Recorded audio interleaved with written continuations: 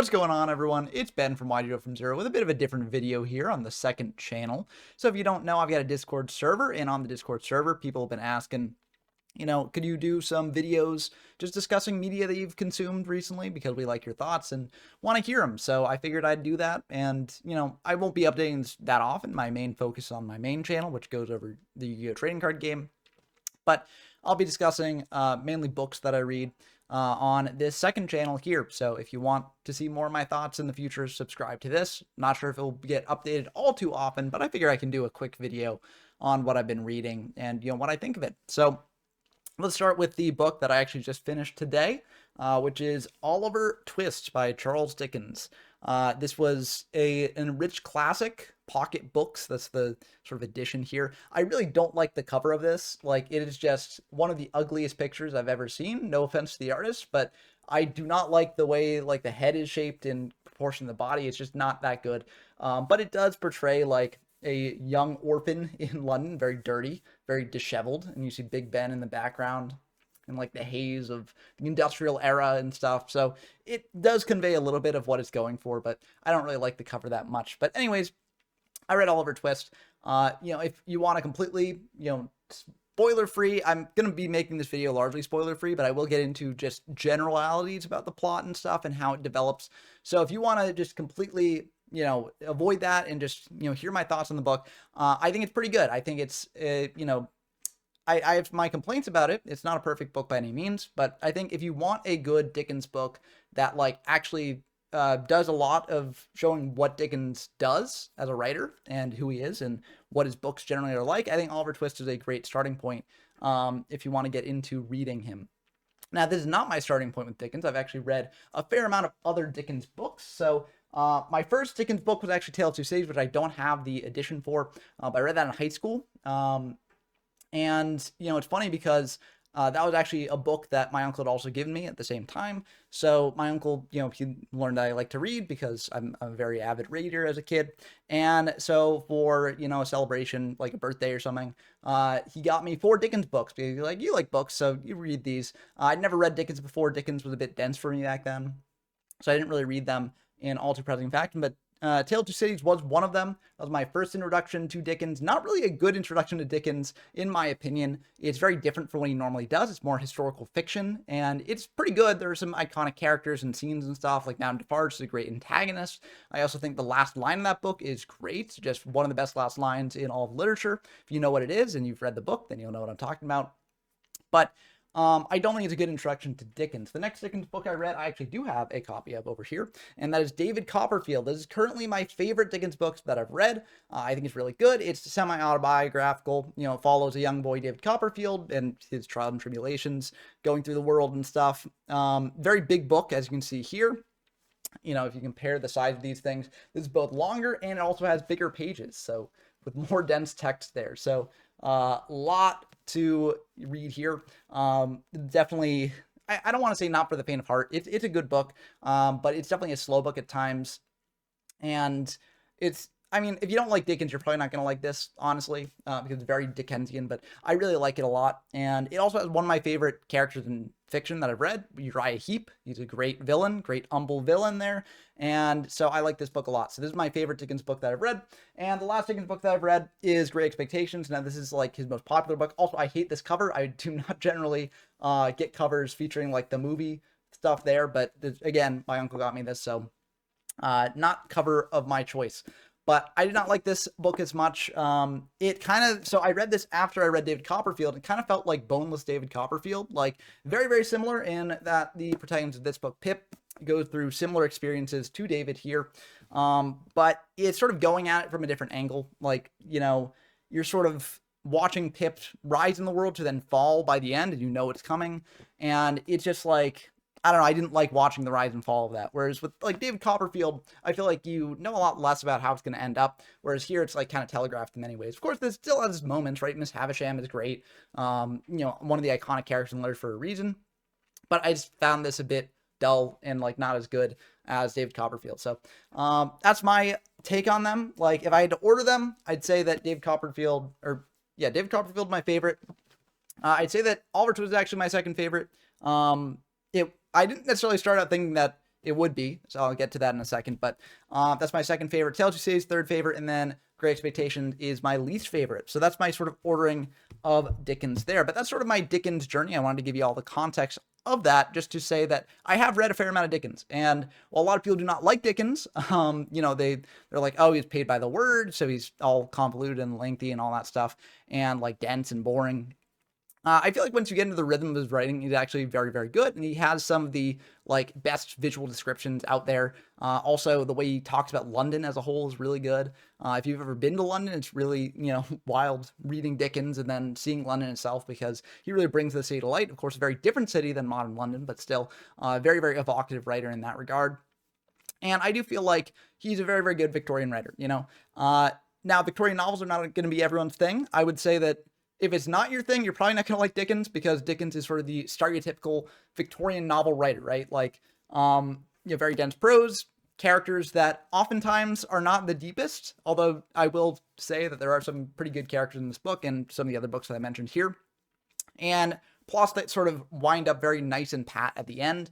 And that definitely applies to this. Like, if you do not like when that sort of thing happens, you're probably not going to like Oliver Twist. But I happen to like it when all those different plot threads sort of tie together, and I like the melodrama that's also present in this book. So I did like this a fair bit.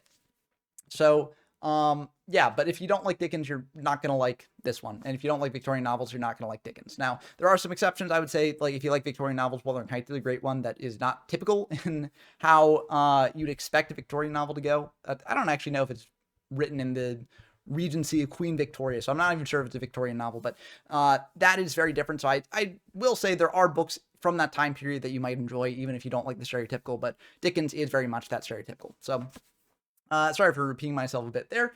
Let's actually talk about the book itself. Now, I thought this book, starting out, it was a very, very good satire of the times, satire of the laws governing, like, poor and also poor children, orphan children.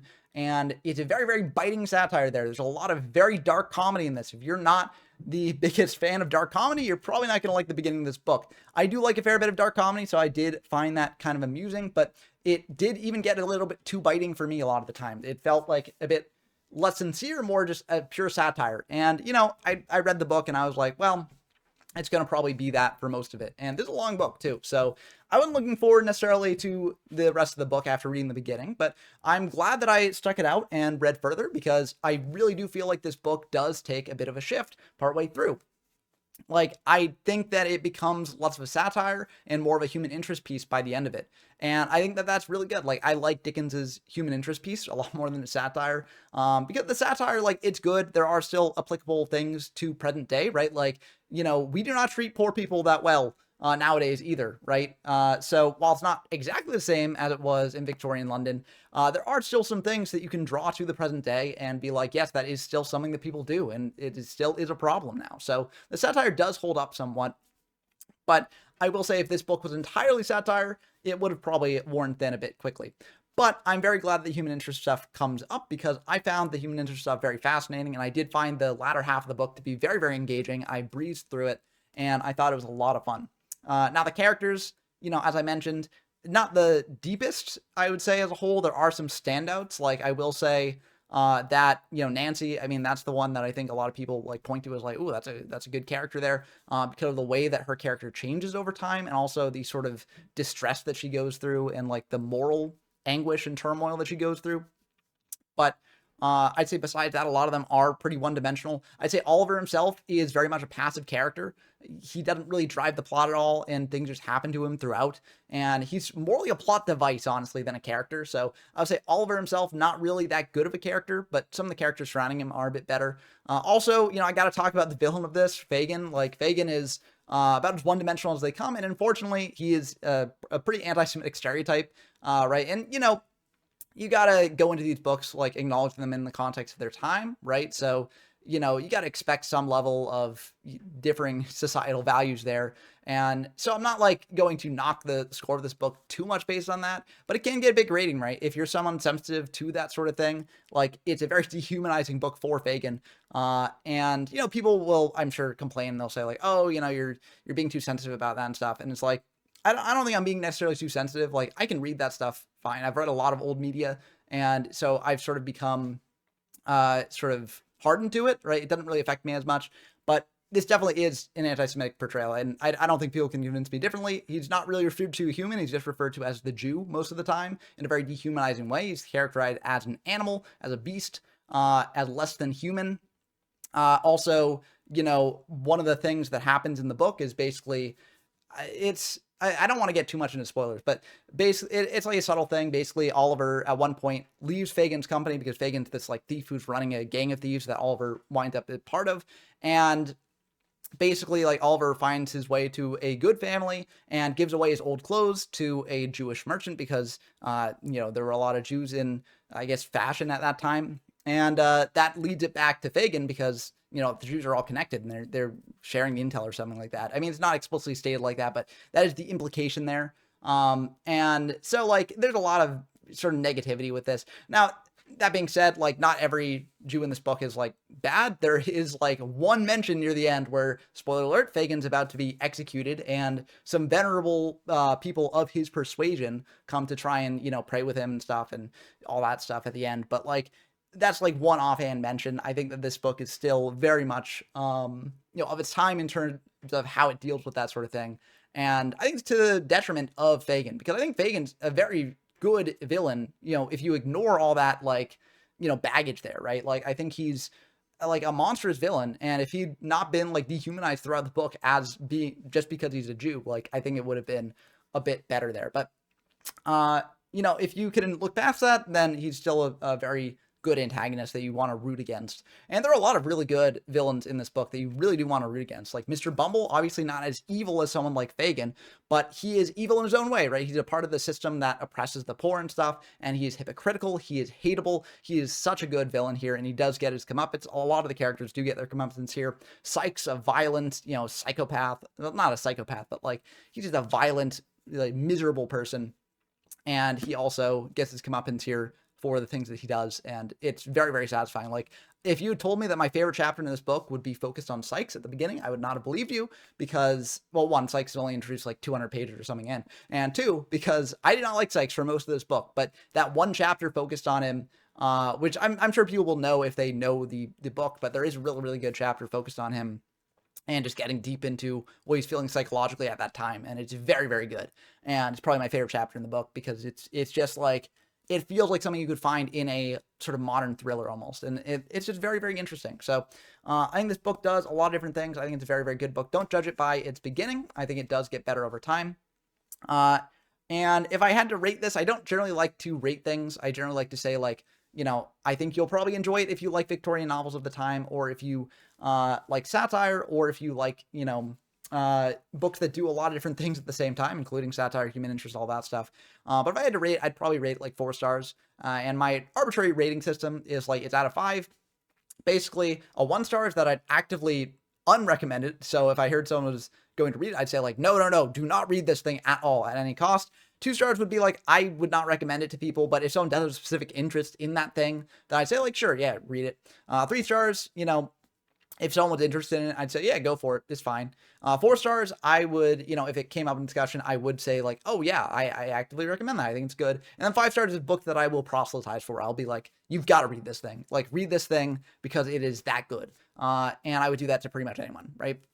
But this book, I think, is a solid 4 stars. If you're interested in Dickens, I think it's a great book to read, to sort of get a handle on what he does. And, yeah, I think it's good in that respect. You got to go into it, understanding the time it was written. But I think if you do that and look past some of the more dated aspects of it, it is a very good book, and it does hold up overall. So it's going to do it for my sort of review of Oliver Twist here. Again, I'll be releasing these when I finish books. If you want my other thoughts on things like movies or TV shows or anything else, you can let me know down in the comments below. But that's going to do it for this video. I hope you enjoyed, as always. And until next time, I've been Ben, and I'll see you next time.